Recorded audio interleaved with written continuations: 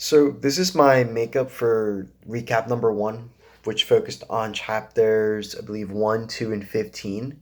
So the way I want to start off with first is using feedback. That was in I believe that's chapter one. So using feedback is having a response every time someone's talking to you. That being if it's verbal or nonverbal. Um, an example in my life that I've used when I would talk to people, I would always use a lot of nonverbal nonverbal comeback. So I would use a lot of like I would shake my head and sort of lean in and just hear what they have to say. The way I always thought was if you say something during a conversation like or like I get it, I always thought that was sort of disrespectful, and I never actually seen that as something that someone should do. I always just took disrespect to that, so I always stayed away from that because that's what I thought people took from it. What I learned a lot about it now is um, it's good to say to somebody that like or like yo you agree or yes I feel the same way or something like that, something just a little response verbally. Now I see that it's okay to do that and it's not wrong.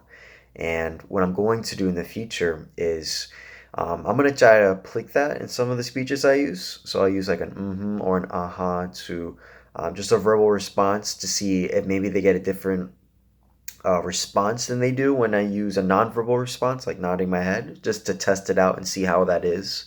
I've been starting to use that a lot recently, actually, and it's seems to be a lot better than usual than just before when I would do nonverbal. So the go on. I'm going into chapter two about the fundamental attribution error, which is stuff that I've done a lot, and I've basically the definition of it is when I would judge people's behaviors by interpreting an external event that doesn't define who they really are inside.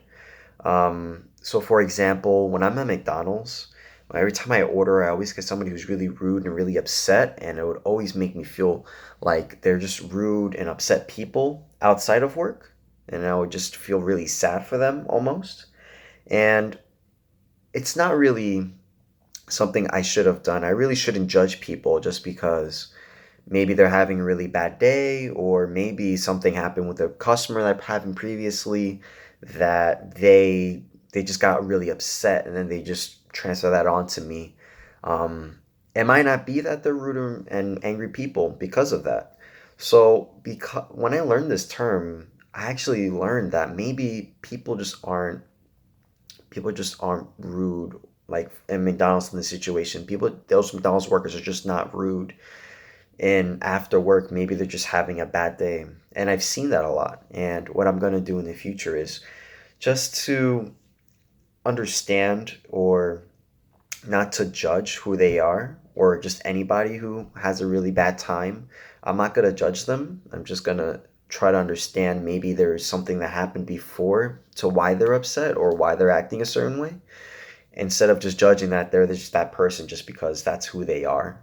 So I'm gonna do that um, than just judging by the person, their attitude. To end off chapter two, another term is the actor observer effect, which is basically changing attitude and behavior to other external factors. So basically, um, when when I talk back to somebody, um, basically, so if I'm talking to somebody and they are not looking at me and my eye, or they're like on their phone or looking somewhere else, I would feel really upset, and I would feel obligated to get mad at them for it because, I'll be like, "Hey, why aren't you listening to me? Take your phone off or something." Or like, just leave. I don't want to talk to you. You don't want to listen to me. So I'd feel like I was obligated or I had the right to do that.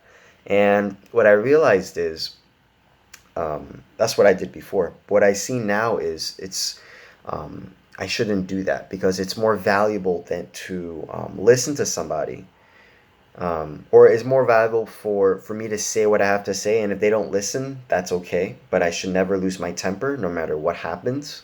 I should always remain cool and just continue with my speech, even if they're not listening. because it doesn't look good for me as a speaker. So what I'm going to do in the future is if somebody's not listening to me during a speech or when I'm talking, I'll just keep talking. I'll maintain my cool.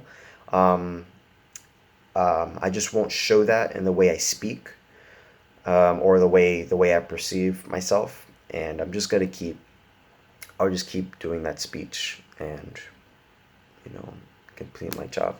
So that's an end for my recap one. I'll be sending the rest of my recaps as well in this email.